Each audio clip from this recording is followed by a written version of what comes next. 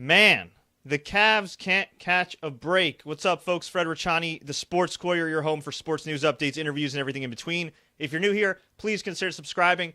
If you haven't already heard the breaking NBA news, Kevin Love of the Cleveland Cavaliers is out for Game 7 of the crucial, critical, everything on the line, Game 7 of the Eastern Conference Finals. Cavaliers versus the Celtics. The Celtics have been phenomenal at home. The Cavs on the road, not so much. And, this has been a great series.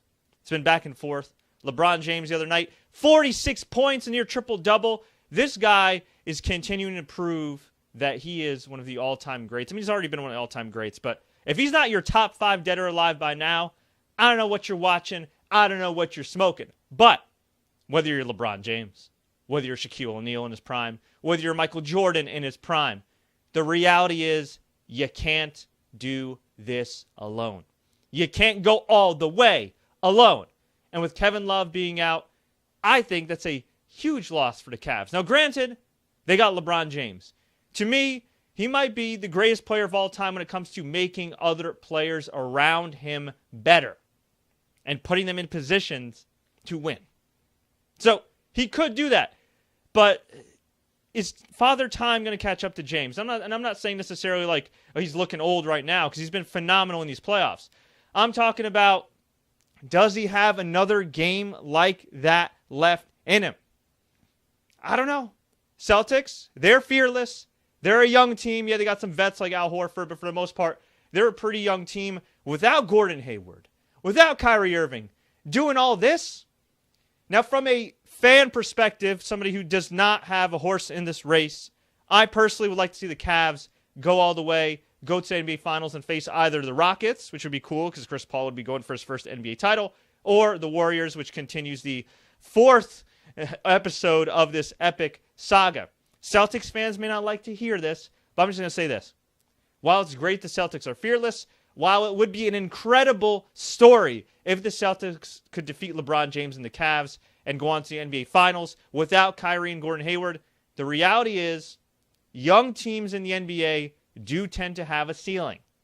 We've seen it before in the past. I mean, I remember back in the day, the New Jersey Nets were pretty young, went to the NBA Finals, and, well, they lost back-to-back years. The OKC Thunder had a young James Harden, a younger Kevin Durant, Russell Westbrook. They lost to the Miami Heat super team. Now, granted, that was a super team, but on paper, I don't know if Marcus Morris and all these guys can stand a chance, a realistic chance, against the Golden State Warriors or the Houston Rockets. Let's face it. Let's keep it real here. The Cavs themselves, from top to bottom, I don't think are a great team.